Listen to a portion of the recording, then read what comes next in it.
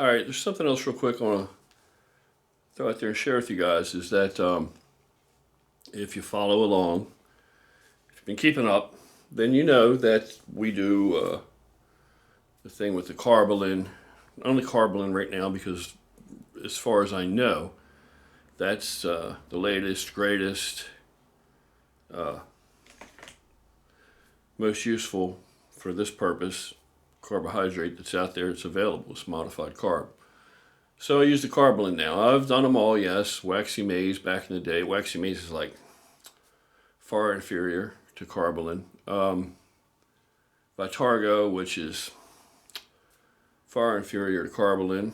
You know, as you guys probably know, because most of you use it, Carbolyn is a complex carbohydrate, but it comes on like pure glucose. It spikes faster than pure glucose, and it has a sustainability for like well over an hour. Now, they claim like an hour and a half to 2 hours. I'm not so sure about that. I would have to actually get my glucose monitor and check that out to tell you, but I would say that every bit of an hour easily. So that's pretty damn good with no crash.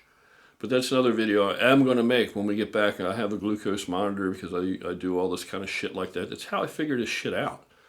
That's how I came on to all these different things that I do, which aren't that odd. I mean, a lot of people have come to the same conclusions over the years. Now, nobody that doesn't look like they lift. You understand what I'm saying? So, necessity is a mother. Anyway, I use the Carbolyn pre-workout, and I'm going to tell you, I usually don't tell you how much because I'll hear people go like, what? Oh my God. Yeah, I take like 100 to 150 grams of that modified carbohydrate pre-workout. Along with, of course, my L-arginine, the Now brand, the powdered, which that's what I found to be the best so far. I've used others. That's the one that I like. And for the past, I don't know how long, month, 2 months, I don't know. I've did like a big cease and desist with my pre-workout Carbolyn. Stopped doing it. Now, what I was telling you guys before is that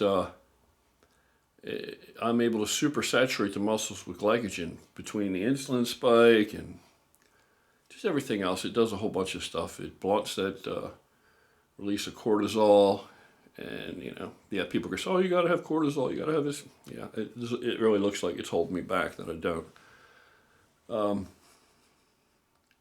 And I take this pre-workout. Well, what I decided to do when I was coming down now, dieting down some, is I cut that out because I didn't want that in the game, so I dropped that, and especially there for a little bit where I was doing some ketosis for like 2 weeks and dropped that initial 14, 15 pounds, whatever it was. I cut that completely out. I can't have that on board. It won't work.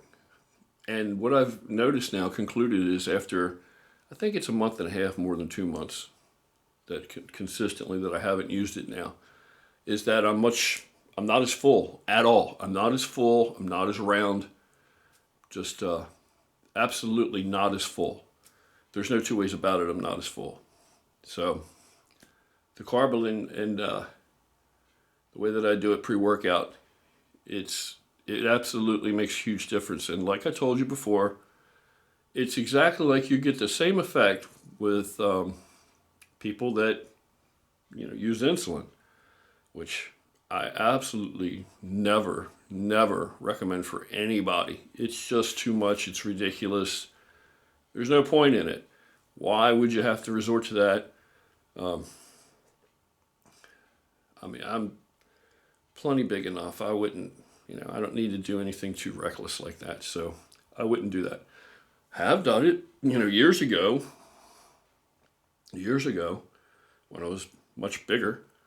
But this very much mimics that in the way that you get wrung out from the workout and you can supersaturate the muscles with glycogen. Now, then another factor is how much glycogen can you hold, right? And I've explained this. This is so redundant, but I got to cover it because somebody will see the video who hasn't followed any of the other videos and they'll say, what about this? What about that? And they'll ask me the same 20 questions that I've already responded to very definitively. It all depends on how much glycogen you can hold, how much you can take. It's the same thing pre-contest. When you spill over, same deal, you'll spill over. You can only take in as many of those carbs around that workout, which they're sugars as far as I'm concerned, but it's not sucralose. Don't get it confused. It's not the shit. And it's not going to be fructose, because that won't do the trick. That won't work. Fructose cannot be stored as muscle glycogen. So I have a really good handle on how much I can hold. And I figured this out with glucose, tester at the end of the workout. Am I depleted of blood sugar or not? If I'm not depleted, if I didn't, can't burn all the blood sugar off. If I burned off all that blood sugar and I'm still nice and full, then I know that that's where I want to be. And I'll see that.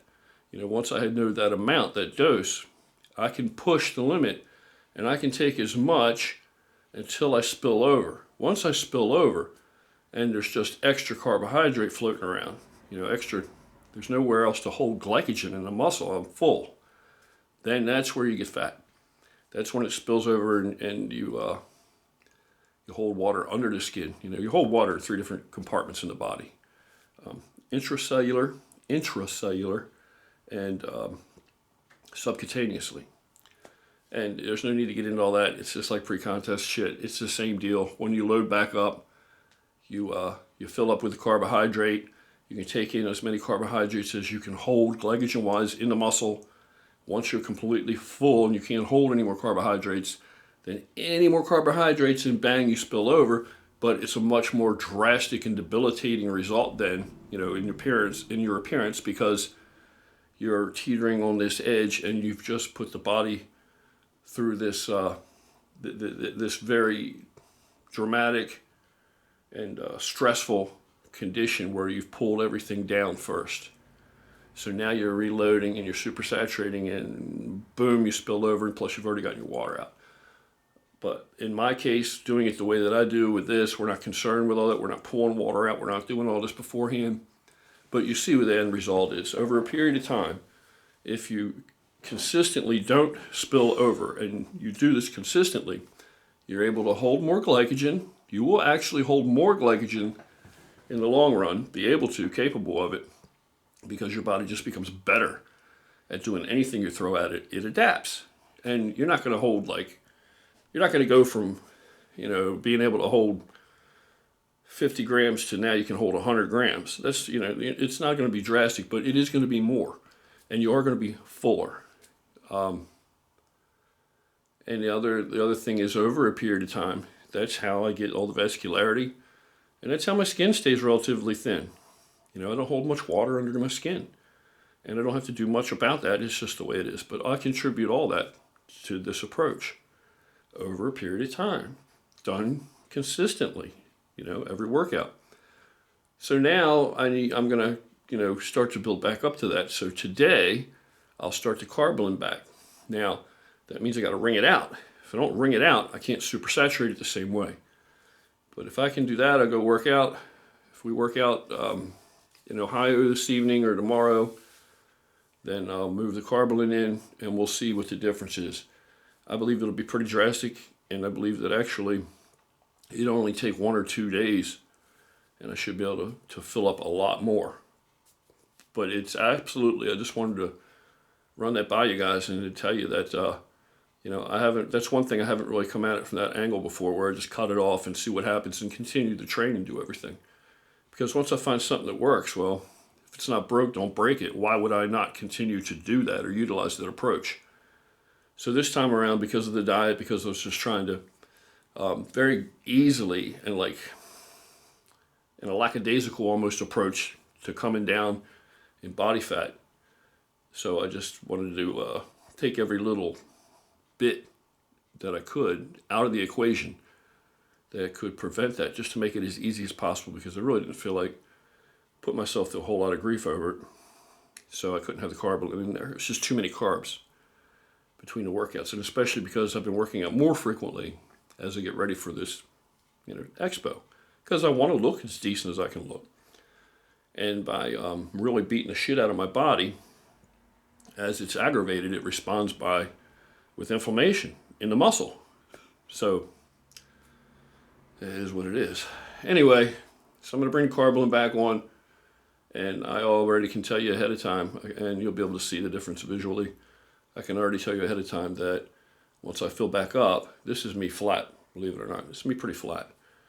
And when I put the Carbolyn in, the only difference is I'm not like pulled down and flat, but this is still me flat. But when I fill back up now, you know, the subtle differences in the thickness of my skin, and that because I'm a little leaner now, when I fill back up, even though this is nowhere near like what you would do pre-contest, but it's similar science, then I'll just like blow right up. Anyway, that's pretty cool. And when I come back, we'll do this with blood glucose monitor, so you can actually see exactly how it works. And certain things people have said you can't do. Well, you can't generate an insulin spike that quickly. Really? Sure you can.